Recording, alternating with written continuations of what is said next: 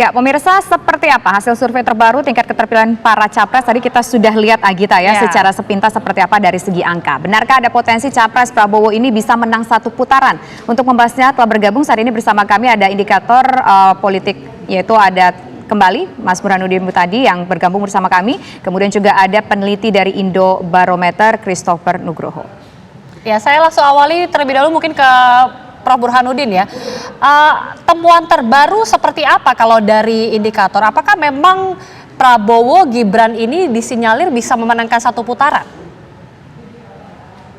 Terima kasih Agita. Jadi pertama kita ingin menyampaikan bahwa ada perubahan elektoral yang cukup kencang, terutama pasca pendaftaran Capres-Cawapres ditutup tanggal 25 Oktober. Jadi survei kami dilakukan 2 hari setelah pendaftaran ditutup oleh KPU dan berakhir tanggal 1 November 2023 di lapangan. Nah, temuannya menarik karena berbeda dengan asumsi umum bahwa Prabowo Gibran akan terjungkal karena sengkarut masalah MK, ternyata temuan kami bersifat counterintuitif. Jadi alih-alih suara Prabowo Gibran menurun, tetapi justru mengalami peningkatan tajam. Jadi apa yang kita ributkan di media sosial, terutama Twitter, itu ternyata hanya sekedar badai dalam secangkir kopi. Jadi tidak merembes ke bawah. Jadi kita menyaksikan masyarakat punya logika sendiri terkait dengan apa yang selama ini kita perbincangkan di media sosial terkait dengan putusan MK. Jadi kalau kita tanya, ternyata sebagian besar masyarakat setuju dengan putusan MK. Meskipun kalau Anda tanya ke saya pribadi, saya terus terang mempersoalkan isu etik. Ya.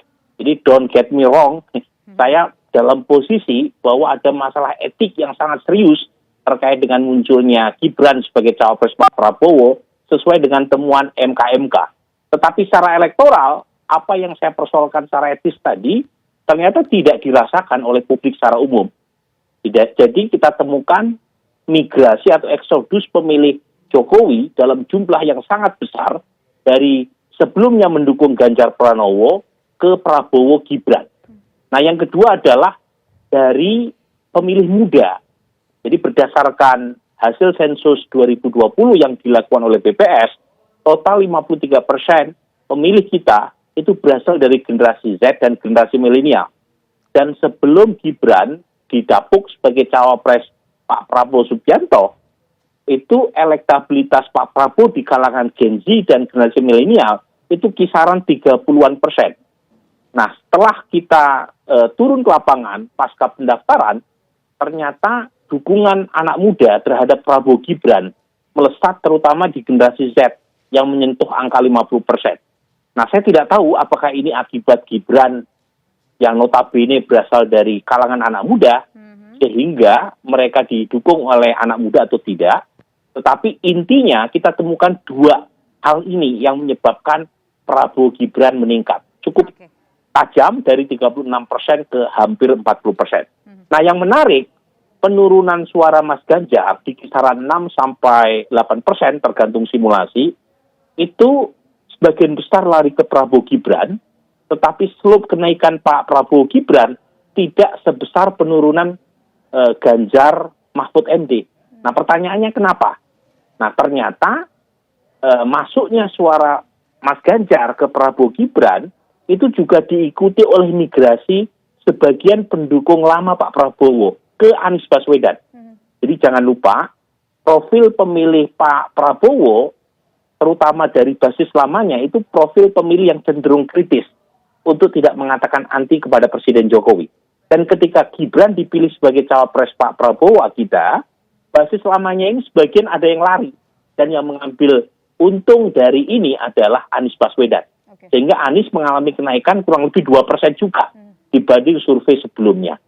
Jadi ada yang datang, ada yang pergi, tetapi yang paling terkoreksi negatif adalah Ganjar Pranowo. Nah, pertanyaan terakhir dari Agita tadi, mungkin nggak terjadi satu putaran?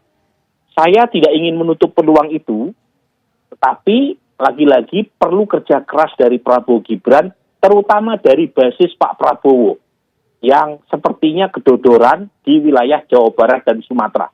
Jadi kita punya data tren, kita tampilkan dalam rilis 2 jam lebih tadi, ada tren penurunan dukungan terhadap Pak Prabowo setelah memilih Gibran sebagai cawapresnya, terutama di basis-basis atau kantong-kantong lamanya, yaitu Jawa Barat dan Sumatera. Jadi Gibran ini ibarat satu sebagai aset elektoral, tapi saat yang sama juga punya potensi menurunkan suara Pak Prabowo di basis lamanya. Jadi ibarat pisau, dia seperti pisau bermata dua.